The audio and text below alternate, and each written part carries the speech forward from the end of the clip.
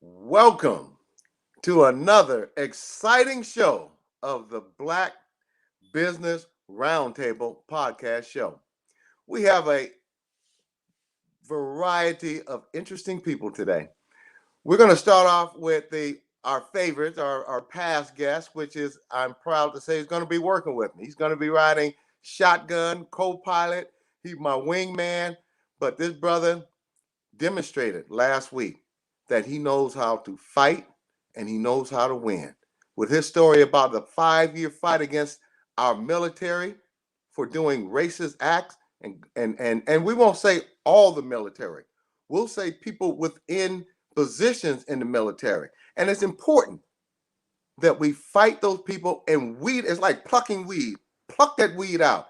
And you did that, Mr. Everett Butler. So I'm proud to have you working with me moving forward on every show. Mr. White has demonstrated over a decade of being able to be a successful entrepreneur. And most importantly, I would like to introduce him as the executive director of the Elderly Affairs Office of the Governor of Louisiana. So when he left here, he went back to Louisiana and carried some of that success and that planning and that moving Black economics and growth in Louisiana. We commend you and we thank you for being on the show today. Mrs. Susan LeBlanc, and I want to let everyone know, none of this is rehearsed. All this is live. You're feeling the passion, not over retake, but of the take. So I did not get a good introduction of Mrs.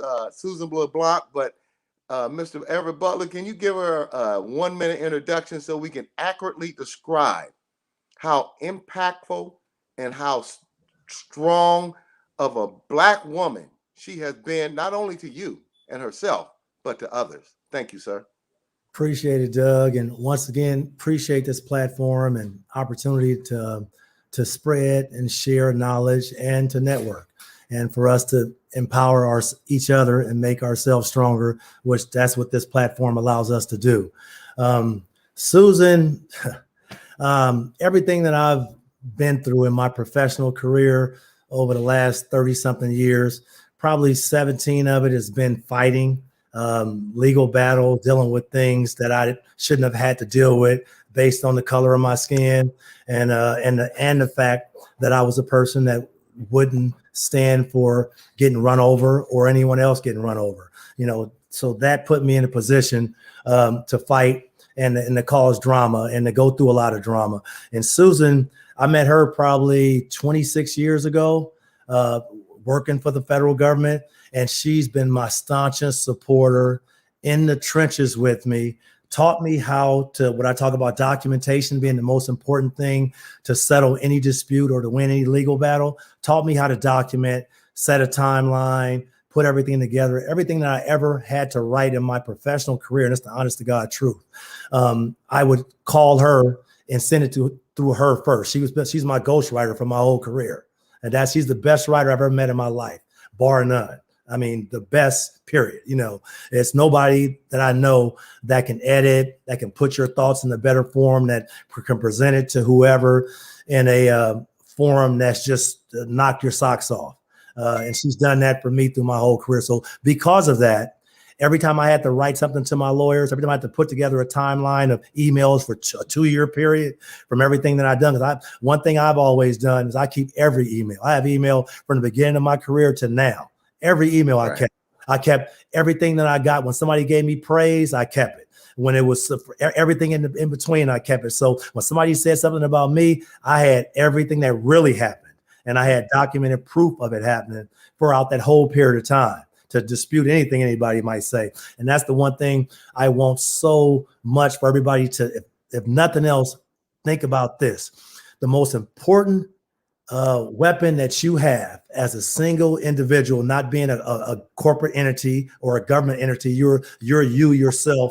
The most important thing you have is documentation. The most important thing you can do is document everything, even when you think you don't need to, you do.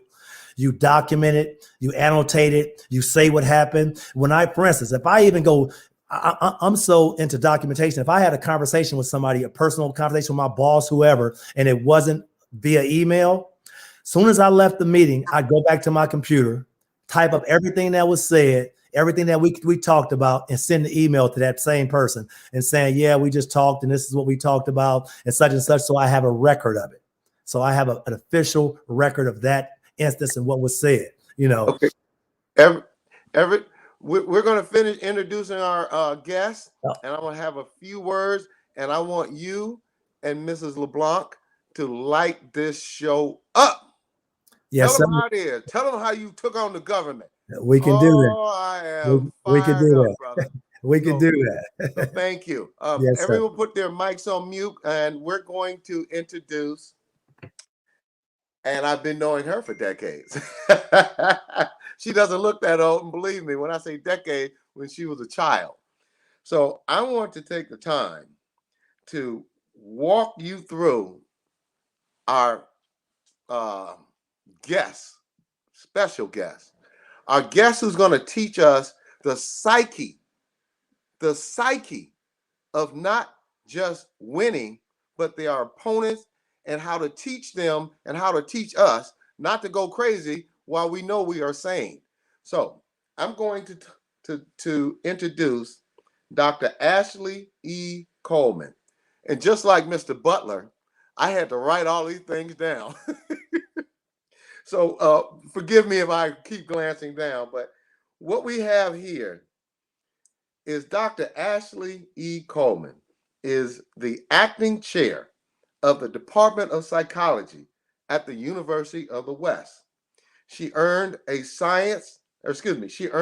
Bachelor of Science in Psychology from Howard University, a Master's of Arts in Clinical Psychology, and a doctorate in Clinical Psychology from Pepperdine University. An avid supporter of underserved communities, Dr. Coleman has pursued academic research, teaching, and clinical positions geared towards empowering at-promise individuals to achieve their goal and to optimize their well-being. In clinical settings, Dr. Coleman has provided evidence-based treatment for individuals and groups presenting with trauma, mood disorders, and relational concerns. Additionally, Dr. Coleman has worked individually with colleagues, student athletes, and worked collaboratively with collegiate sport teams to improve performance and enhance team cohesion. Dr. Coleman has published in the areas of sports psychology, African American women, and spiritual and stress and coping. When she is not working, Dr. Coleman can be found cheering loudly for her beloved Los Angeles Lakers. Well, I'm a Warriors fan, so we're going to agree to disagree on our basketball team.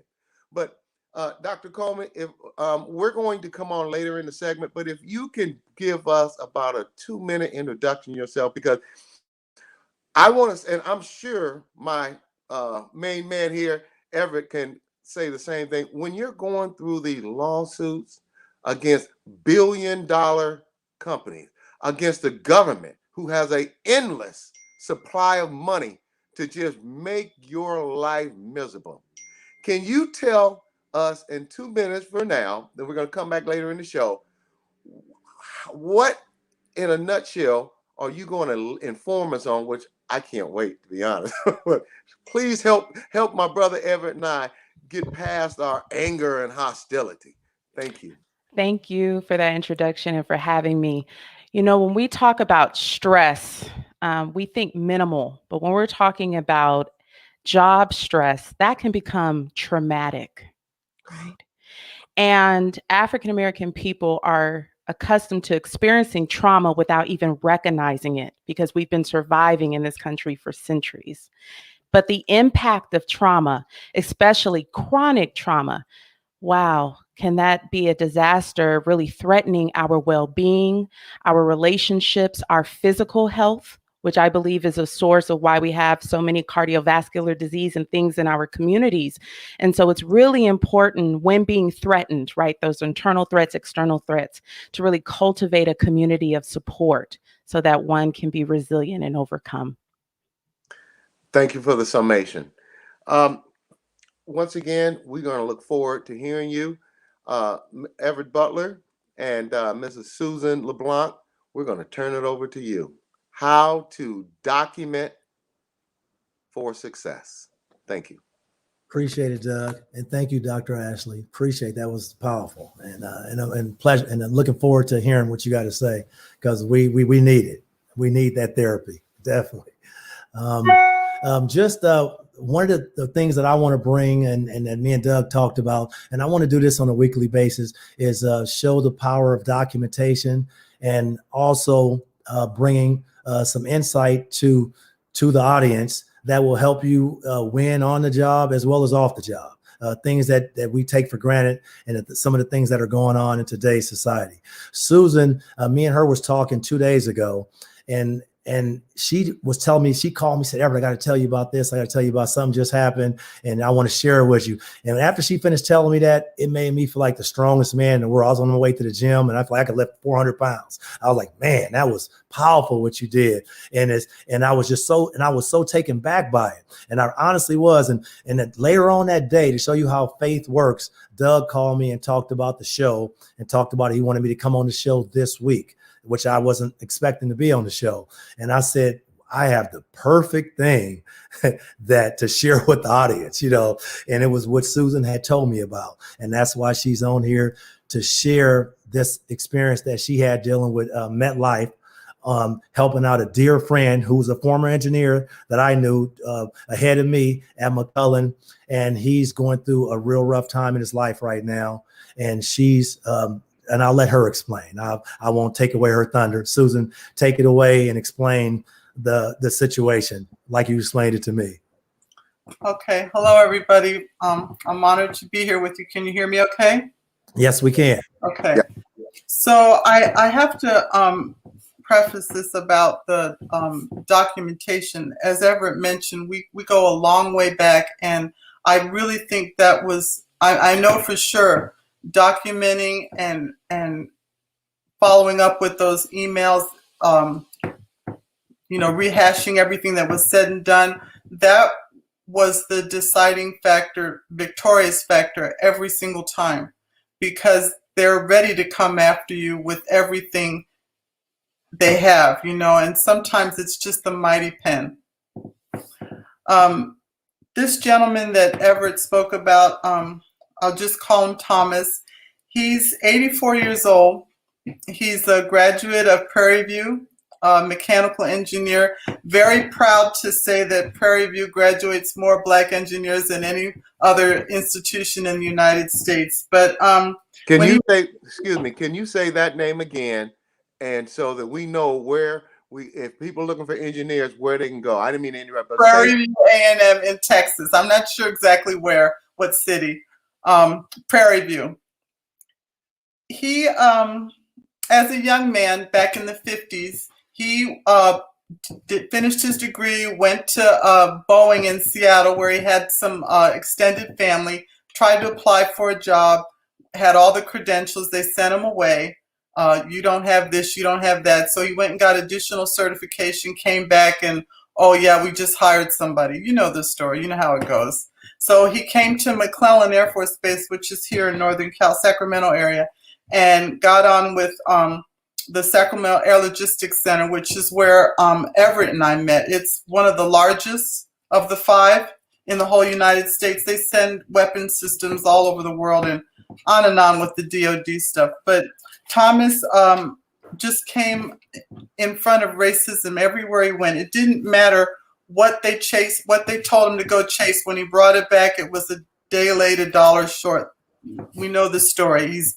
And so he would, with all his education, they put him in charge of training young white engineers that didn't even have, they were given the title of engineers or entry level, whatever, but they ended up being his supervisor, managing him all through the years. He worked there for 37 years and was never promoted, not once. Part of that is because he was blacklisted. When he realized that he was never going to get promoted, he started helping any person of color with the case against the government. He really knew how to beat him up on pen and paper. Absolutely. I experienced, and now mind you, I'm a military brat. I traveled all around. I'm not sure that if I was ever faced with racism that I understood it or I knew it. I just was one of these people with my heads in the cloud, la la la, asleep, and didn't really realize it. I came back from maternity leave and found out that all the people in my same career category were promoted in place with no testing, no nothing. And I wasn't given a good reason why I wasn't promoted. And so I had to reach out to this Mr. Bradley, this engineer that I'm telling you about, and he really gave it to him. That's where I learned the skill of just documenting, and don't leave it to memory, because it doesn't serve you well in the moment of emotionalism. You know, you just have to, what did you just say? Stay ready so you don't have to get ready. Just Okay. down. If you stay ready, you don't have to get ready. Get ready. So fast forward now, Mr. Bradley is of advanced age, 84 years old. I thought he was perfectly healthy, no medication, no chronic diseases that I was aware of, but he had a reason to be examined by the doctors, and they determined that he should be hospitalized for a minute, and no one really explained to him, and this is part of what goes on. I think they just see an elderly black person, maybe, and just kind of abandon you in the hospital. They didn't take care of him. And so for someone who walked in the hospital on March 20th and walking on his own, no medications for anything, gets discharged from the hospital 7 days later and he can't walk. Well, when you're that old, I mean, I'm 67 almost. If I sit down for too many hours watching television or reading, I'm stiff, right? So I can imagine him being in bed for a week. He lost his mobility, and now, of course, he's very angry and upset, and there's nothing to be done. They sent him home. They determined it wasn't safe because he's pretty much by himself, no living relatives in the area. And he had to go back to the hospital. After 2 days, they put him in a rehab center, and this is where it all started. He just thought that he had everything together because decades ago, he brought something that they call a long-term health plan. And he thought the $3,000 cap was enough to take care of his needs. But back then, the program was still really new. And mind you, the government doesn't create anything that they don't win at. Absolutely. So this was the government putting this plan together, and everybody thought, oh, I'm excited, you know, this will take care of me in my old age. Well, $3,000 a month, maybe in the 80s, before however many recessions we've had since then, might have been a good amount of money, but it's not relevant for right now because it's just too expensive. That $3,000 that he thought he was getting a month is if he can be at home. I mean, if he's in an institution, but I don't even want to assume that you guys don't know about Medicare, but I'll just say that it's not what you think it is. So if you have aging parents, I think you need to absolutely figure out another way to take care of your elders, because what's going on in this country with elder care, it's just a crying shame. But anyway, Thomas thought that he had this plan, and he asked me to help him. He gave me power of attorney to help him with all his business affairs, because the only thing he can do for himself is feed himself. He can't walk. He can't do any of those things because he's totally immobile. Mrs. Blanc, go ahead. May I ask you a quick question? How old is he now? He's 84. And how long has he been in this condition? It just started in March. I would say March 27th is when he realized that he couldn't walk after 7 days of being immobile. And so now he's in a care facility. How long did he work for the government? and think that 37 years. how long? 37 years. 37 years.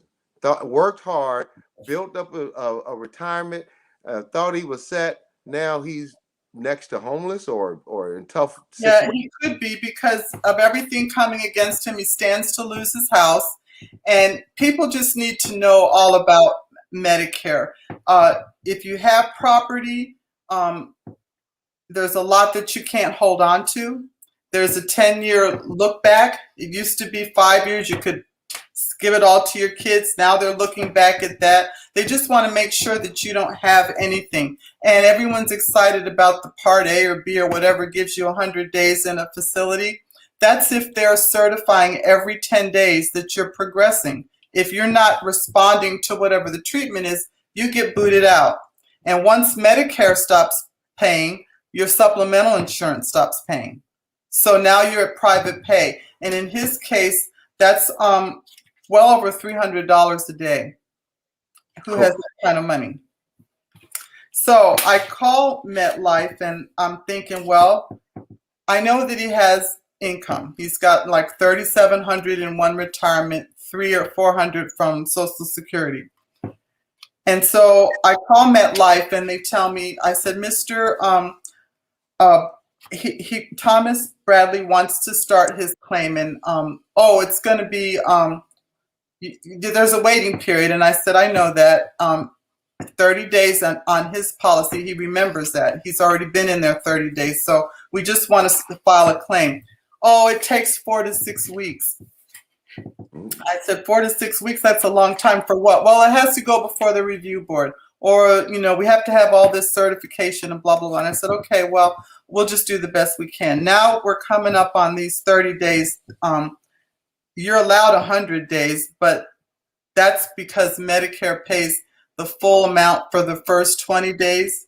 And then your supplemental picks up the next. After that, you wonder why these people, before you were getting all the best care. They loved you, they rehabbed you, but now that the first initial 30 days are coming, now all of a sudden, well, we need to transfer, you need to get out, you're not responding and all of this. And so I'm beginning to panic because he's depending on me to take care of everything for him.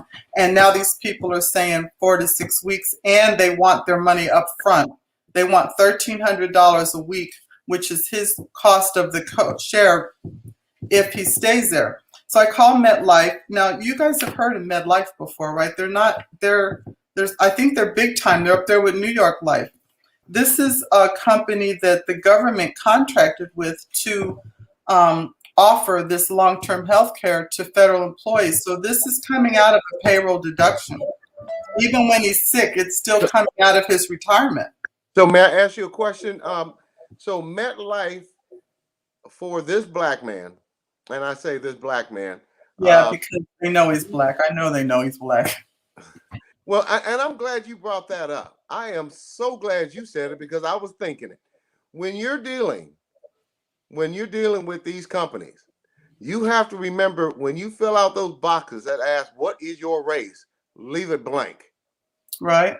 And would that be fair to say? Leave it blank. Absolutely. Always. Absolutely. Well, part of what they're...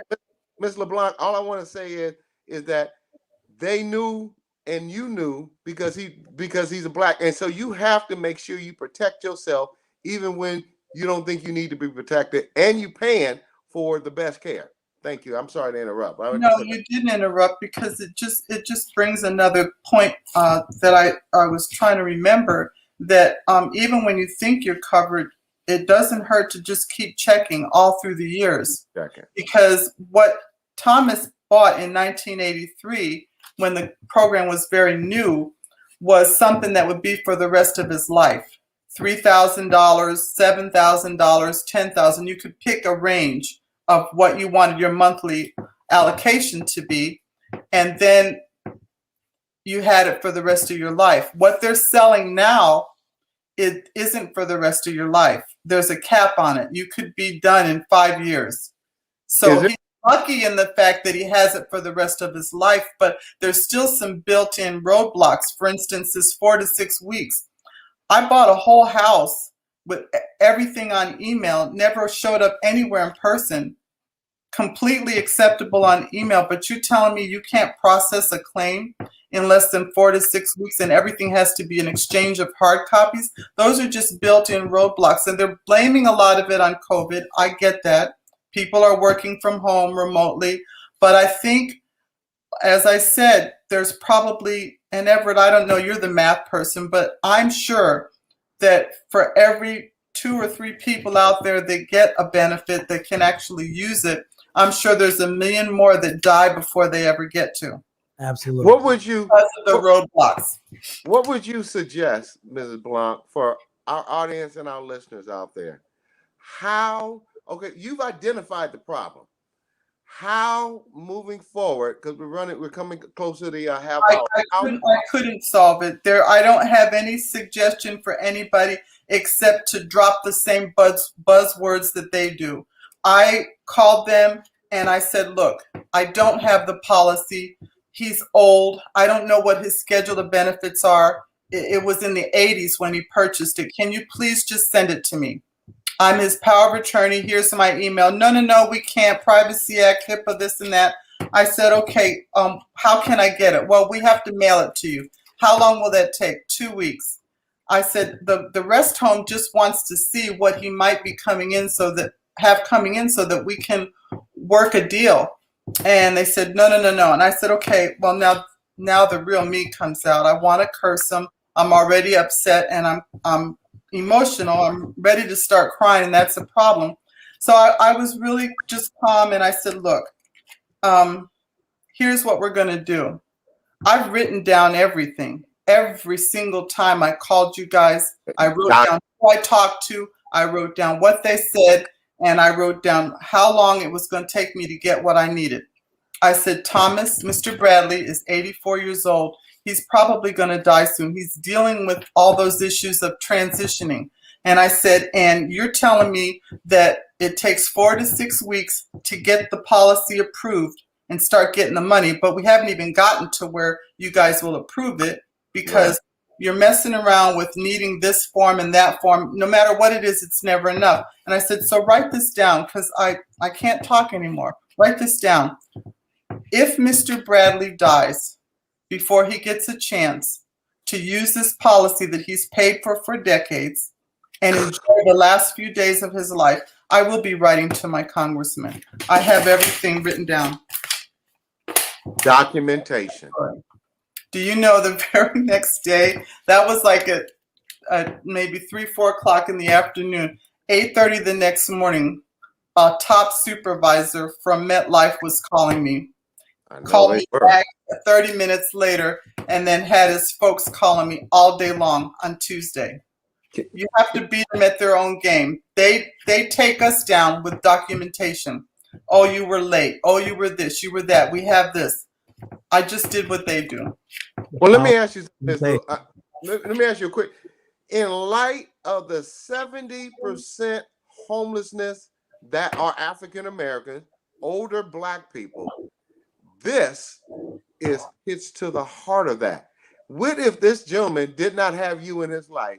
He might be under the bridge over on 27th Street. So we appreciate you bringing that. And I didn't mean to cut you off, Everett, but that is amazing. Every time I drive over here in many parts of Oakland and I see these homeless camps, they're older Black people. Absolutely, Doug. They're older Black. And now what you said fits into the scheme of things. Absolutely. I mean, I don't have anything. I've had to learn my whole career. I've seen careers stifled. I've seen promotions withheld. I even reminded Everett the other day, it was actually 6 instances, not 5. Yeah. He forgot about the very last one. All of it, it's about documentation. I'll be victorious for Thomas, I'm sure, but only because of my experience in government work. And I knew these were government entities. I knew that the government has contracted with MetLife and New York Life. So I had to use language that they understood. I'm going to talk to my congressman. Absolutely. Thank you. I'm writing all this down. Thank you, Mr. LeBlanc. We appreciate you giving that story.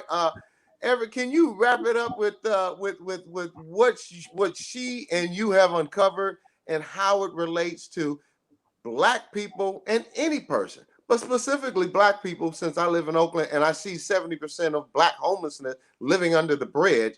Can you wrap it up by how that documentation led to this possibly, and I'm sure, saving this man's life who dedicated himself to servicing our country? Thank you. I appreciate that, Doug. What's just like what Susan said, the power of her having everything documented. One thing she didn't get into talk to you guys about was one of the persons on the phone that was telling her it was going to take these weeks for this thing to be mailed was telling her, well, I see that you talked to this certain person the other day. And she said, no, I didn't talk to that person.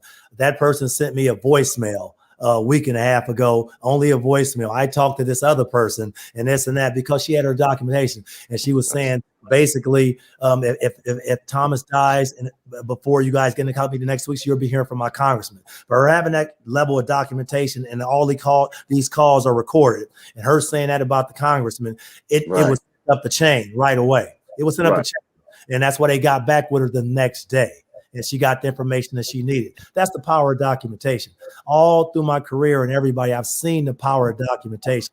That's what people take for granted. And that's for us as being I call it a lowly or low in the totem pole. That's how you get power. When you have documentation, like Susan was saying, the 6 cases I had, I won all of those cases because of documentation. You know, and all the right. Go ahead. So often we don't win.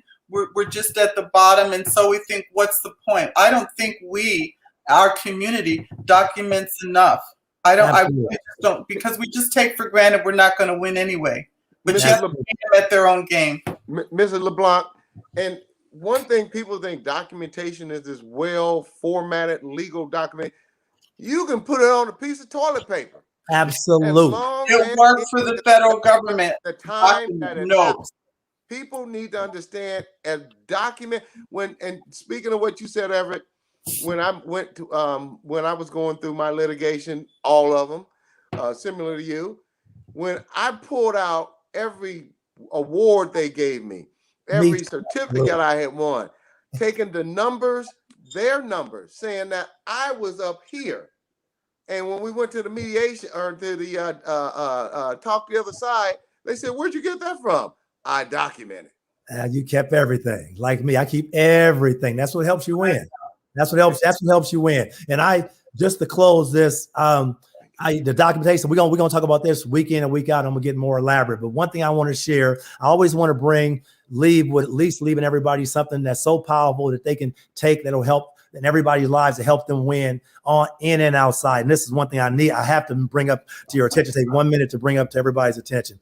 I heard something this morning. It blew my mind. It's got to do with racism and real estate. And some of you might know this. It was a lady who lived in Indianapolis. And you heard it, Kill. She's shaking her head. She probably heard it. But a lady that lived in Indianapolis, her grandmother had passed away. So she decided that she wanted to buy her grandmother's home. So she wanted to refinance her home in order to buy her grandmother's home. She went to get appraisal. She got an appraisal. The first appraisal came back at $125,000. And she was disappointed because she knew her house was worth more than its $125,000. She got a second appraisal. The second appraisal came back at $110,000, $15,000 less. Wow. Now, this all happened over a couple of months. She got a third appraisal, and this is between a 7-month period now, and this is last year. The third appraisal, this is what she did. She didn't tell them her gender, which she was a Black woman, didn't tell them her race. She put in for the appraisal. When the people came out to look at her house and the judge, she took out all of her pictures of her kids. She took out all of her her cultural artifacts off the walls, everything. And she did this. This was most powerful. She had 2 girlfriends who were married to white guys. She asked them, could they have their husband come over and be in the house and act like it was their house. And one of them was reluctant to do it, but he did it. Came over to her house. They did the appraisal, and guess what the appraisal came back at? This in a 7-month period, $259,000. You can drop them. $259,000. 125, 110.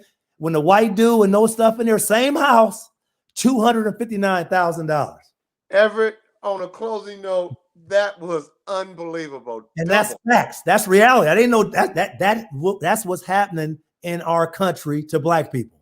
And to wrap that up, this is homes in Black neighborhoods equivalent to their white counterparts in similar social circumstances are underpriced by $48,000 per house in the same situation.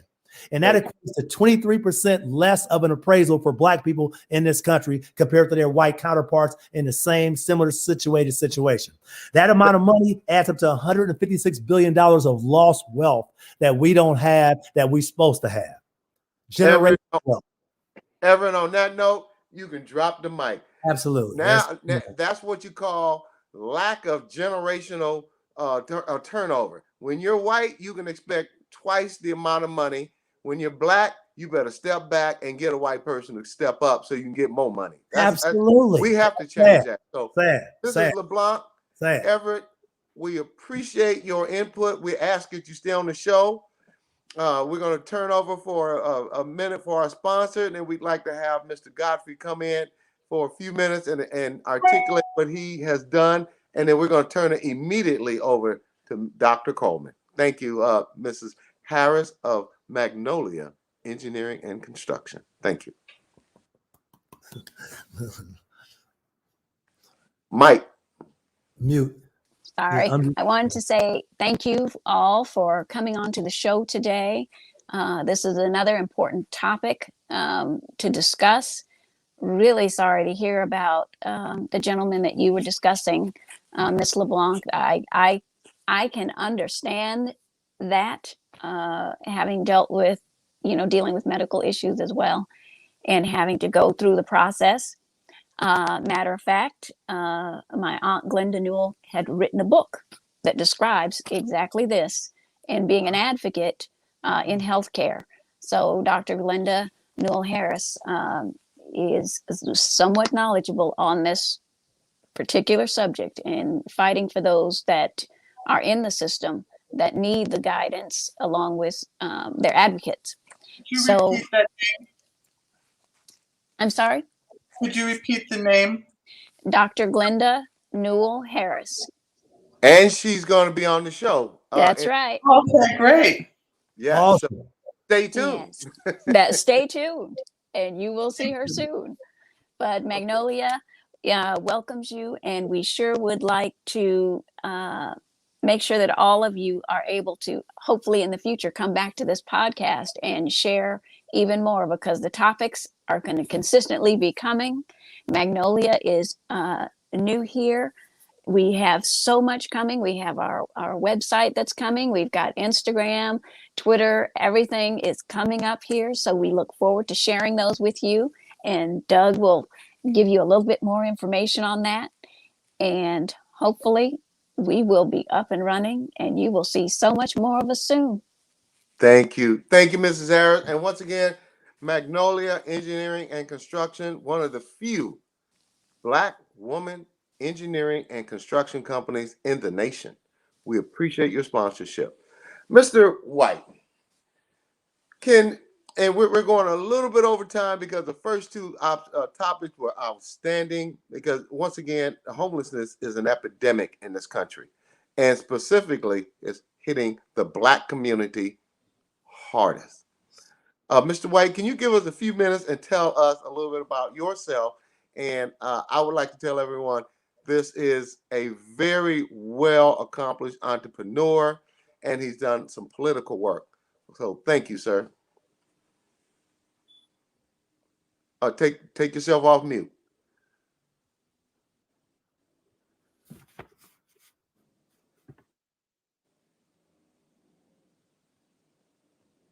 It's at the bottom of the screen. Okay, Mr. White. Oh, there you go. There you go, sir. Okay. Thank you very much, Doug, for allowing me to be part of this podcast and to see my niece, Ashley Coleman, there, and it's deserving to be on this program for the information that she'll probably share with everybody. I'm just so proud of you, young lady. It's unbelievable. And Susan, what you were talking about is something I experienced for several years in Louisiana. I was the executive director of elderly affairs for the state of Louisiana. And I can assure you that knowledge is powerful. And the things that our seniors were not aware of in Louisiana was phenomenal. And only because it's unfortunate that nonprofits in Louisiana centered around senior services are controlled and orchestrated by whites. There's a term, I hate to even say it like this, but if you want to get the essence of it, whites, the dominant culture, has been taking advantage of nonprofits or pimping poverty. And that's unfortunate, but it's real. When I look at the persons in Louisiana that were controlling the councils on aging, the AAAs, the area agents and agents, were not us. There were probably only 2 directors in the state of the state of Louisiana, where there's 64 parishes. In each parish, there's a AAA. So you can see that we were not getting the information that we should get. So it's very significant for us to do what we do. It's best that we learn so we can teach others. And I'll say that again. When we learn, the more we learn, the more we can teach others. So it's important for us to get involved in enhancing ourselves. Now, that's not the subject I was going to talk about that Doug had talked about, but it's amazing how it came out about seniors. And one thing that I'll focus on in communicating to the panel and also the audience, that I was blessed to have come back from Louisiana, having consummated my career, to go back to my home state that prepared me to be who I am today and made a contribution to elevating the seniors, who is the most significant population in our whole society. They've prepared us to be who we are, and now we're treating them like they're nothing. And I'm gonna tell you something. The thing is, you didn't hit on, Susan, but that is an abuse situation which you experience. But when you talk about senior abuse financially and physically, it's rampant. And when I came back to Oakland, it's rampant here. So I'm glad that you're addressing that. But what I think could be a remedy, and I don't know if everybody should be familiar with Fouché Hudson's funeral home. This lady, who is from New Iberia through her parents, asked me to orchestrate, design, develop, and implement forums on behalf of her organization to inform people that connected with the various churches and other institutions. And it was centered around estate planning, wills, living trust. It was centered on long-term care. And it was also centered on elder abuse. And we did that for a couple of years and made an impact. At least we gave information to the public about how to avoid and to be able to identify the madness. Doug, I knew you were saying about 5 minutes. I wasn't going to get into. Yeah, we really want to get Miss Ashley Coleman on, Dr. Ashley. Yeah, so I'm going to let that be, and maybe at another time we could talk about the aspects of business that I actually was involved in. But thank you very much, Susan, for bringing that to the audience attention. And I'm surely here to support whatever advocacy you guys might want to implement when it comes to serving seniors. Thank you very much. I hope that now, I would like everyone to mute their mics. I had already introduced Dr. Coleman in. Now, Dr. Coleman, tell us, what are the effects of racism of a man and a woman going to a job every day, wondering, are they going to be called the N-word? Wondering, are they going to have a problem? Wondering what's going to happen, and taking that stress home to their family, not being drug addicts, not becoming an alcoholic, not losing their wife, not losing control of their kids. So take it away, please. And again, thank you for sharing this enriching information. It ties into when we're talking about abuse, when we're talking about documentation, which in psychology is paramount. First, I want to start by actually defining racism, because I think there's often a lot of debate there. And is this a racist moment? Is this not? But again, the highlighting, and I'm coming from my mentor, who's a Black psychologist, Dr. Shelley Harrell. So she defines racism as a system of dominance, power, and privilege, right? So I just want to highlight those words again: dominance, power, and privilege, right? Based in racial group membership, right? And it's based on historical oppression of a group. And, she's one of the titans when we talk about race-related stress. She was one of the first psychologists to actually coined that term and definition of racism, but also a definition of race-related stress, and her work has been dedicated to that, which then led to my work. Why am I highlighting that? Well, usually when we're in racist situations, Sue and Sue have defined microaggressions, which are situations, everyday situations that leave us with a sense of, I don't know if I'm being treated unfairly and justly, but I'm having a visceral reaction to how I'm being treated. Now, Sue and Sue used an example of sitting in first class and the flight attendant engaging with them in a different way than they were the other individuals in first class. So first denying, like, do you belong here? Let me see your ticket, double check or prove that you belong here. And as Sue and Sue discusses it over time, long after they got off the plane, they were still wondering about that interaction. So that's a microaggression. When we talk about the workplace, again, where we're thinking about what's our purpose, often we have a passion for the work we're doing. Again, anytime we have the opportunity to be evaluated, right? When something is subjective, when the goalposts can be changed, right? These are all things that can impact, right, the well-being of a Black employee. Okay. Now, first, when we talk about, again, what happens when we have these experiences, it's first important to have a safe space. So, for instance, I'm blessed to have supportive family and supportive girlfriends who are all powerhouses in their own might that I can call, who see me as a whole person. I don't have to prove to them what the Black experience is in the workplace. I don't have to, but that's the first place, is going somewhere where you can be affirmed. As Ms. LeBlanc said, also documenting your interactions, right? But individual stress over time, we have to look at, how does that impact us? For instance, if I can use you all for an example, notice your body posture right now. Is your jaw tight? Are you tense? Right? How fast is your heart beating? And we're in a situation, we're in a performance, we're right here, live talking about passionate topics. But when's the last time you've done like a body scan? Right? Where do you hold your stress? So I'm an Oakland native, but I've been in Los Angeles almost 15 years. And it took me a very long time to understand that when I'm in traffic, this jaw is tight. It doesn't matter what soothing music I'm playing or who a loved one I'm speaking to. So it's first, when we're in survival mode, we're not paying attention to what's happening in our bodies. We're on automatic, right? I see you, Everett, sitting up. Yeah, it's just like, are your shoulders by your ears? Are you able to let it go, right? But what happens, I think, with COVID, I want to go back to the disconnect between home, work, and then on the way home.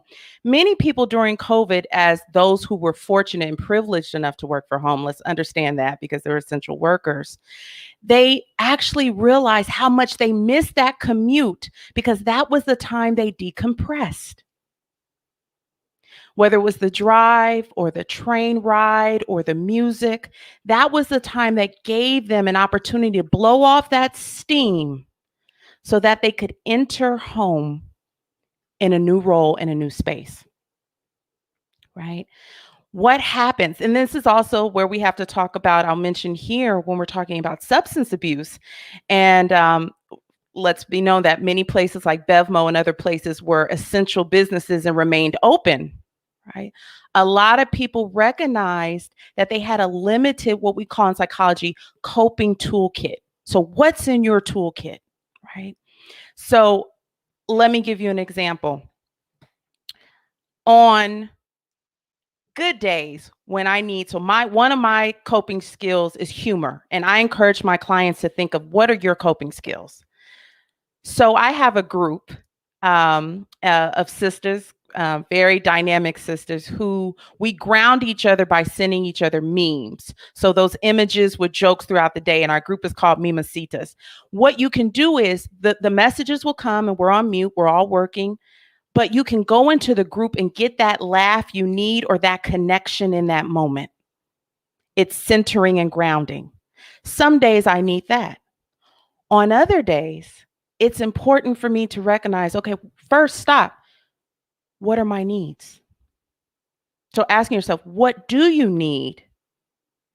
And I want to tell you the number one issue that people have in relationships first, before communication. It's recognizing their needs and the expectations that they have of other people to meet them. Right? So I want to give you an example. Are you, let's say, labeling feelings? Are you annoyed? Are you irritated? Are you aggravated? Or are you enraged? So looking at a scale of 1 to 10, if we're looking at those emotions, right? Excuse me, Dr. Coleman. Yes. When you said enraged, I had to laugh, and I think I froze my screen. I had to laugh, and I looked at Everett because we are always enraged when we think about what happened. So go. Yes. And I think that's important. So I want to use a real life example, labeling feelings, because that then opens up the toolkit. We may feel enraged, but look for a coping skill that doesn't match our emotions accurately. So for instance, I'm an 80s baby. I remember sitting next to my parents during the Rodney King video of the Rodney King beating and the trial and the subsequent acquittal of the officers and the subsequent, LA riots. I remember sitting next to my father during the O.J. Simpson trial. And then I found myself last month or the month before that as a professor feeling emotions awaiting the verdict on the Derek Chauvin trial. And I realized, I said, okay, I'm a little on edge. And I said, no, Ashley, let's really tap in. And in that moment, when I'm supposed to be the most professional, I was terrified. I had decided to not watch the trial because I knew what I needed to do. We need to know our limits as well. So not only our needs, but where our limits. But the day of the verdict, I said, okay, I need to take care of me as a Black woman. I value my role, but this is going to be a teachable moment for my students because they understand. I tell them all the time, I'm a Black woman. You don't know the reactions I've gotten as I walked in classrooms where people have assumed, not at Howard, but that, when I'm teaching that I'm not the professor, even though I'm dressed professionally, even though I introduce myself as such, the faces of parents that I've seen and their reactions when I introduce myself as the chair of the department. And so those moments, thank God for being from Oakland, right? Which prepares you on how to react to certain things. But I know my stimulus value. But I had to have a moment of transparency with my students. And I said, today may be a tough day. So let me tell you what I need because I want to be here with you, but I also have to be authentically me. We're going to take a moment and observe time for the verdict. And then we'll return to class at 2:15. And at first, I think earlier in my career, I would have felt guilty. But I said, Ashley, you can't pour from an empty cup. And you need to remind your students, many who are not African-American, that you're a person, a whole person first. So I turned that camera off and did what I needed to do. But I bring that back to saying that can be hard for us when we're in survival mode. It's a privilege to say, what do I need? How do I get my needs met when we're just going? So when you walk in the house and you've carried all of the stress from work and the expectations and the demands, and you walk in the house and someone says, oh, good, you're here. Can you? It's like, and what do? In psychology, we call it displacement, where we will redirect all of the feelings that we can't direct to the appropriate party to what's safest. So this is where we say, you'll hear people hurt people, but it's like, honestly, we hurt the people closest to us. So what does that mean? Do you need to take a time out when you come home or say, we're going to, I've told couples I've worked with before, allot this much of time to discussing of work and then and decompress, or being able to say, today was a hard day. This is what I need. Because when we don't cope, there's a book, The Body Keeps the Score.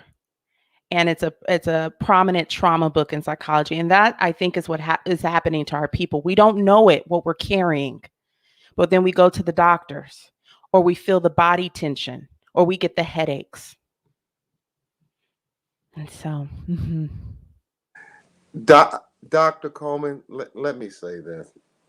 I'm about ready to go ahead and nice double shot. I'm relaxed. I mean, where were you through my numerous battles in 80 through this? I just listening to what you said.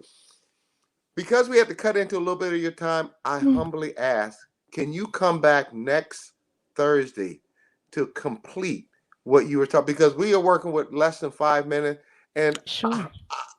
I could have listened to you for the next couple of hours because you helped me. And I don't know, Everett and I, we've talked about our battles and our wins. But when you're in the middle of it, it's like a pit bull. You're trying to destroy what's trying to destroy you before you destroy yourself. So Everett, go ahead and chime in. I think you want to say something. I just wanted to say straight therapy.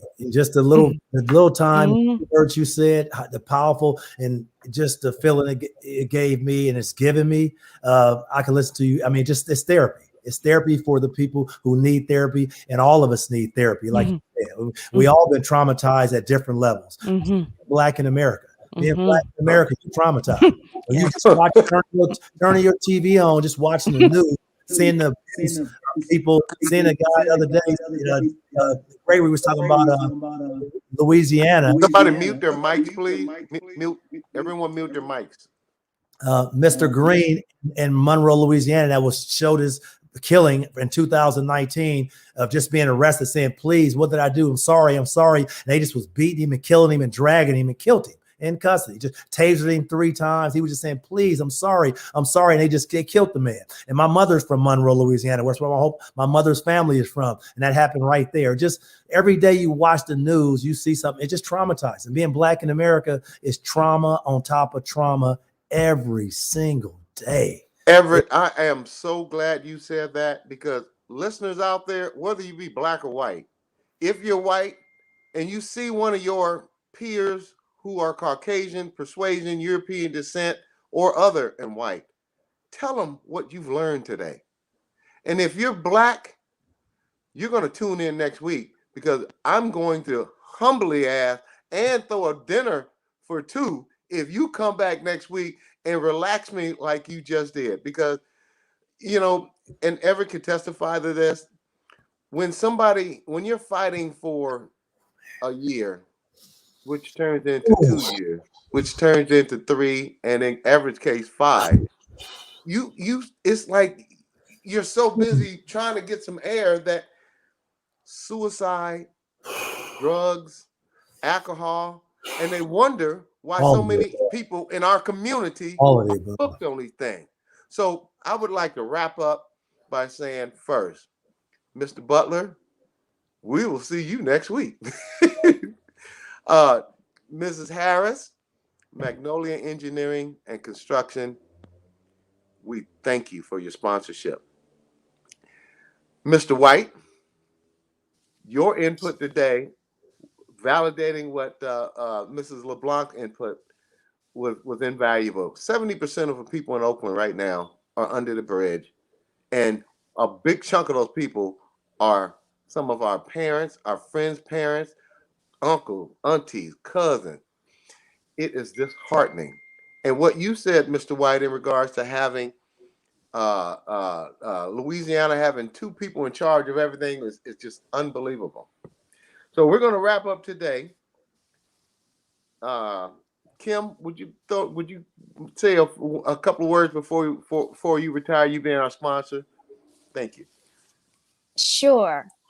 I wanted to make sure that everyone knew in regards to Magnolia Engineering and Construction that we will hopefully soon have our youth programs, and Everett is going to be in charge of that. He's going to be the director in charge of that. So hopefully we'll have a summer camp for children next year, which I really look forward to, because I loved summer camp when I was growing up, even though I was usually the only person of color when I went to camp, but I still loved it.